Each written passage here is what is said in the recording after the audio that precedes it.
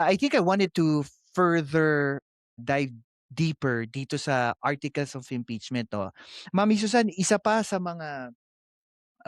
po sa naihain articles of impeachment and karamihan po ng mga kritiko na ating, Vice President Duterte, they are, looking forward dito sa sa isa pa sa bagong idinagdag sa articles of impeachment, which is yung pagpasok po ni Caramil Madriaga. Ano pong masasabi niyo po sa kanya? Mhm. Na So, kung totally sino yan. hindi po kayo naniniwala sa kanya. So far Yan. yes, and so far Mami Susan, sa mga nakita niyo na po at napag-usapan natin mga articles of impeachment, ano po sa tingin ninyo kalakasang ebidensya against VP Sara for the impeachment? Mhm, mhm, mhm. Oh, parang nagiging ano, you're being rude. Mhm. Sabi na pala Mhm. po. Sabi niya, dahil mukha ako Kumbaga na lagi naman itong face value na 'to. Susan, Eh, I don't ayan yung mga yeah. kabiguan, kasawian, Kinuwento niyo relationship. nga sa akin kanina pero I want to plug it. Later, I'll give you a lot of time. Yun lang talaga parang ano lang, kasi gusto ko din po malaman yung channel ninyo and I will support it and I'll tell to our listeners din. Pero Mami Susan, going back to yung pinag-uusapan natin, sa tingin niyo po ba 'tong impeachment proceedings na 'to, ginagawa ito para malinawan kung, ang mga publiko kung ano ang totoong nangyayari for transparency and accountability or nililito lang nito ang publiko? Bi Mami Susan, I remember this ano, VP Sara was interviewed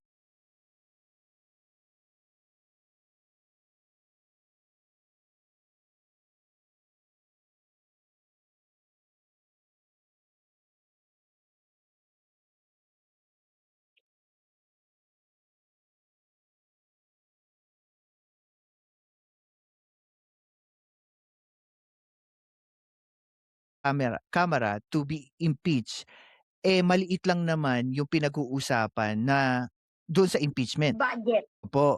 Tapos parang sinasabi niya that there is other people na dapat, pag-usapan.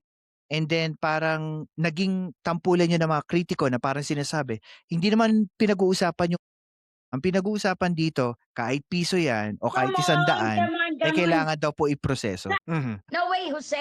Mami Susan, meron pong opinyon dito si Yusek Goldie and I want to ask your reaction. Ang sabi niya po dito, "Handa na po ba kayo lumabas ang hidden wealth at bank accounts ni Sara and Digong?" Ano pong comment or bank accounts? Mami Susan, Percent. I'm so sorry. Sino po si Tambap? And Hindi ba sabi nila yeah, resign na? resign na. Eh, is Sila po, they did not come clean yes. hands. And, Mami Susan, dagdag ko na lang ano, tingin niyo minsan ang Supreme Court, ang Committee on Justice at ang Senado sa paghawak ng, impeachment proceedings. 'Di ba? Kumbaga, lumalagay po talagang may malaki pa ring question mark, eh, kung ano nangyari doon sa mga issue like flood control project, bakit, hindi pa rin nasasampahan yung sabi nga nila big fish. And I think Yes, and there's still questions. Mhm. ICC or ICI po? that's why ICC or ICI? Yung ICI. ICI. Kasi Kakamili. Ako, si Densable TV 2.0 at ito ang Pilkas kung saan ang katotohanan ay walang takot na sinasabi. Like, share, and subscribe na.